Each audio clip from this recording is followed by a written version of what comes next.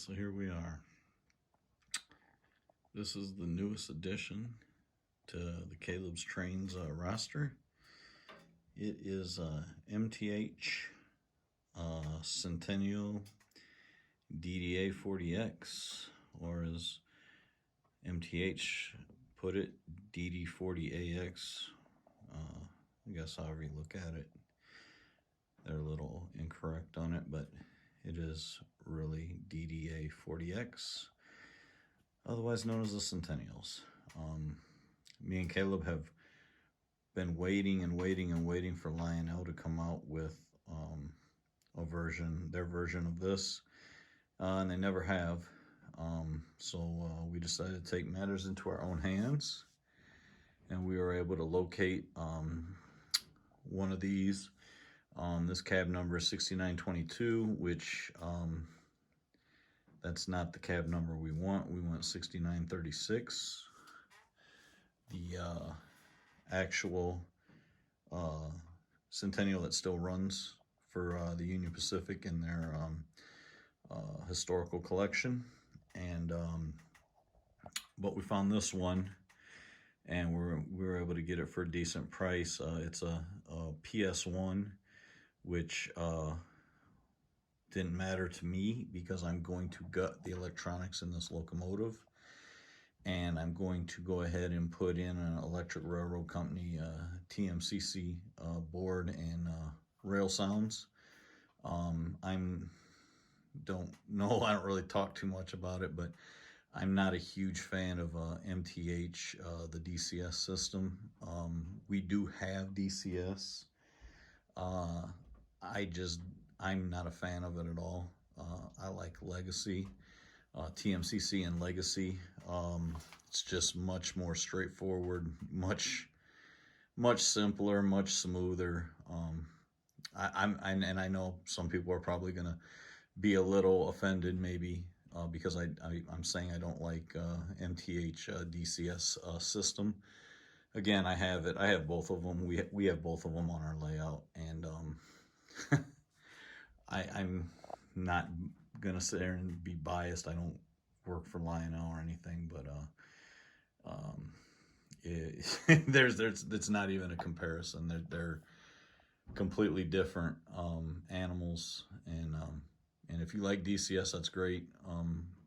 You know, I like O scale, O gauge trains, so this is obviously an MTH unit, not a Lionel unit, and I'm very happy. We're happy with it.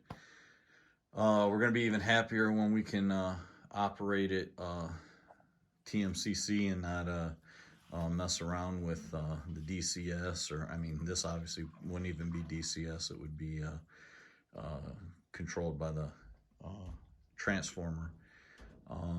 But yeah, I bought it because it was excellent condition, like new, and like I said, wasn't concerned with the PC or PS1 controls and electronics because I'm gutting it anyway and putting my own in. And the fact that it's 6922 didn't make me any difference either, because sitting back there is 6936. We've had that for quite a while. Just waiting for the right chassis to come up for sale, so that we can make our own 6936 and make it operational with Legacy and TMCC, and that's what we're going to do. So we're going to kind of go step by step with it and go through the process, and hopefully we get it to run. Fingers crossed. I've done this on a couple other engines. We have a 783 Hudson that I converted to using electric railroad boards and Railsounds on that. So did that, and our EP5, our New Haven EP5, which is a post-war. I think it's 2380 or something like that. I don't remember the number. I'm sure Caleb would know if he was standing here. But I also converted that one, so they were pretty straightforward. Now this one's got a lot more features on it than those.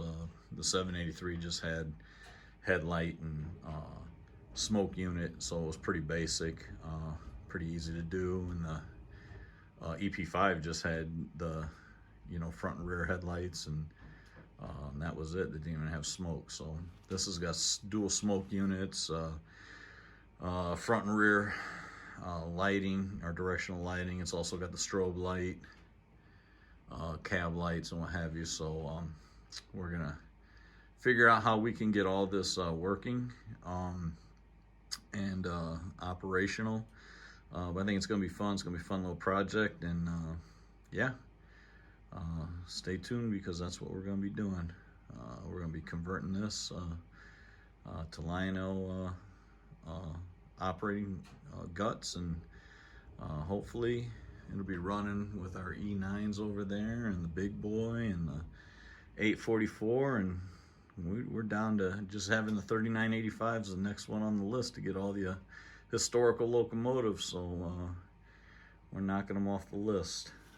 But this one here, this is a biggie. This is the biggest as far as diesels. This is the granddaddy of them all. So we're real happy to have this, and looking forward to getting it running on our layout. So stay tuned, and as always, happy railroading.